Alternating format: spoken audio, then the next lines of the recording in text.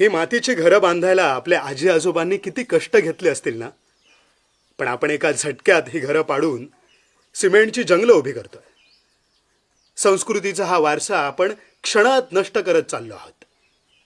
पण मातीची घरं केवळ दिसायला सुंदर नाहीत, तर मॉडर्न आर्किटेक्चरलाही मागे टाकतील एवढे फायदे आहेत मड आर्किटेक्चरचे. बघा तुम्हीच. मातीच्या भिंती एकसंध असल्याने सिमेंटपेक्षाही अधिक मजबूत आणि घट्ट असतात. त्या सर्व प्रकारच्या वातावरणाशी अनुकूलन साधतात, अगदी भूकंपातही तग धरू शकतात. मातीच्या भिंती या मानवी शरीराप्रमाणेच आहेत. त्या जिवंत आहेत आणि श्वासही घेतात, जशी की आपली त्वचा. म्हणूनच मातीच्या घरात उन्हाळ्यात गारवा आणि थंडीत ऊब जाणवते.